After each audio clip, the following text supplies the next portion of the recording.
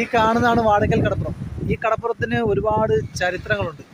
1972 23 പേര് പോയി മരിച്ച, ഓഗസ്റ്റ് 23-ാം തീയതി 23 പേര് പോയി മരണപ്പെട്ട ഒരു കടപ്പുറമാണിത്. ഇതെന്ന് പറഞ്ഞാൽ വാടക്കൽ ദുരന്തം എന്ന് പറഞ്ഞാൽ നമുക്ക് ഗൂഗിളിൽ സെർച്ച് ചെയ്ത് അറിയാൻ പറ്റും, നമുക്ക് കാണാൻ പറ്റും. അതിൻ്റെ ചരിത്ര രേഖകളും ഉണ്ട്. ഇവിടെ വാടക്കൽ ദുരന്തം എന്ന പേരിൽ ഒരു കുരിശടി സ്ഥാപിതമായിട്ടുണ്ട്.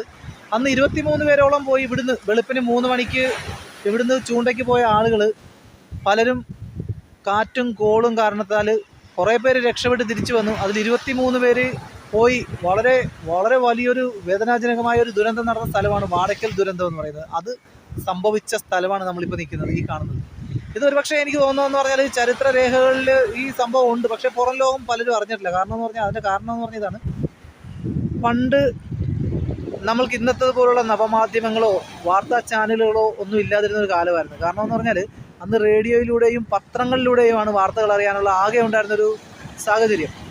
അന്ന് അതിന് ഒരുപാട് ലിമിറ്റ് ഉണ്ടായിരുന്നു. കാരണം എന്ന് പറഞ്ഞാൽ 15 മിനിറ്റോ അല്ലെങ്കിൽ 1 മണിക്കൂറോ ഉള്ള വാർത്തകളിൽ നമ്മളുടെ കേരളത്തിലെയും അതുപോലെ തന്നെ നമ്മുടെ ഇന്ത്യയിലെ ലോകത്തിലെ തന്നെ വാർത്തകളെല്ലാം ഉൾപ്പെടുത്തേണ്ടത് കൊണ്ട് എല്ലാ വാർത്തകൾക്കും ഒരു പരിമിതി ഉണ്ടായിരുന്നു. അതുകൊണ്ട് തന്നെ ഒരുപക്ഷെ ഈ വാർത്തയെക്കുറിച്ച്, ഈ വാടക്കൽ ദുരന്തം എന്ന് പറയുന്ന വാർത്തയെക്കുറിച്ച് ആളുകൾ കേട്ടിട്ടുണ്ടാവുമെങ്കിലും ഓർമ്മ നിൽക്കാൻ ചാൻസ് ഇല്ല. കാരണം ഇന്നെന്ന് പറഞ്ഞാൽ നമ്മുടെ നാട്ടിൽ വാർത്താ മാധ്യമങ്ങൾ കൂടുതലാണ്. അതുകൊണ്ട് തന്നെ നമ്മൾക്ക് രാവിലെ മുതൽ വൈകുന്നേരം അല്ലെങ്കിൽ ഒരാഴ്ചത്തോളം അതിങ്ങനെ റണ്ണിങ് ആയിക്കൊണ്ടേയിരിക്കും എന്തൊരു കാര്യം വന്നതെന്ന് പറഞ്ഞാൽ. അതുകൊണ്ട് ജനങ്ങളുടെ മനസ്സിൽ അത് പതിഞ്ഞിരിക്കും.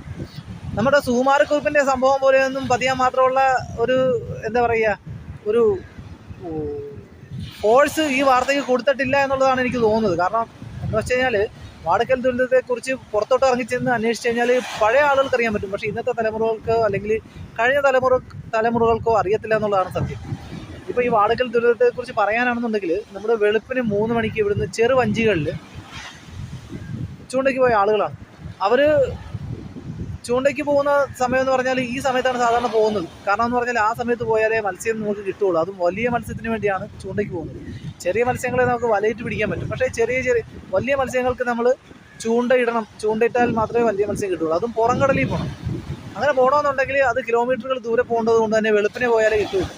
അപ്പോൾ ഈ ഓഗസ്റ്റ് മാസത്തിൻ്റെ പ്രത്യേകത എന്ന് പറഞ്ഞാൽ മീൻ ഏറ്റവും കൂടുതൽ കയറുന്ന സമയമാണ്. കാരണം ഈ മഴയും കർക്കിടക മാസമൊക്കെ കടൽ ഇളകി കിടക്കുന്ന സമയമാണ്. അപ്പോൾ ഈ